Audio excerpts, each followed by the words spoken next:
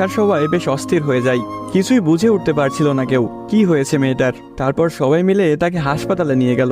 হাসপাতালের ডাক্তার অনেক পরীক্ষা নিরীক্ষা করার পর তার পরিবারকে জানালো সাদিয়ার হার্টে একটা ছিদ্র ধরা পড়েছে। এখন যদি খুব তাড়াতাড়ি হার্ট পরিবর্তন না করা হয় তাহলে হয়তো সাদিয়াকে আর বাঁচানো সম্ভব হবে না। সবাই এই কথাটি শুনে কান্নায় ভেঙে পড়ল।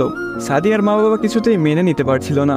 সাদিয়ার প্রেমিক সাকিব তার বিষয়ে ডাক্তারের কাছ থেকে সবকিছু শুনে বলল এ কিছুতেই হতে দিবে না সে।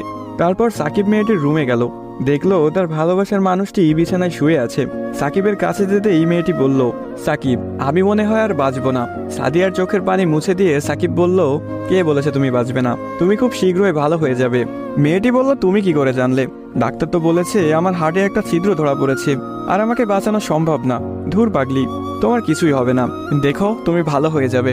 এভাবেই বেশ কিছুদিন যাওয়ার পর সাদিয়া সম্পূর্ণ সুস্থ হয়ে যায় এবং বাসায় ফিরে যায়।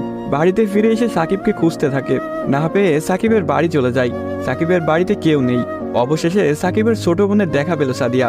কিরে, তোমার ভাই কোথায়?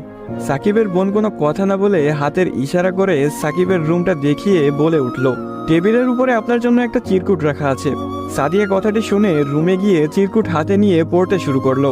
প্রিয়তমা, আমি জানি যেদিন তুমি এই চিরকুটটি হাতে পাবে সেদিন তুমি সম্পূর্ণ সুস্থ হয়ে যাবে। সবকিছু ঠিক হয়ে যাবে আগের মতো, যেমনটা আমি তোমাকে বলেছিলাম। আমি বলেছিলাম না কিছু হবে না, দেখছো তাই হয়েছে। তুমি আমার কাছে 20তম জন্মদিনের উপহার চেয়েছিলে না? অনেক ভেবেছি, কিন্তু তোমাকে কি উপহার দিব ভেবে পাচ্ছিলাম না।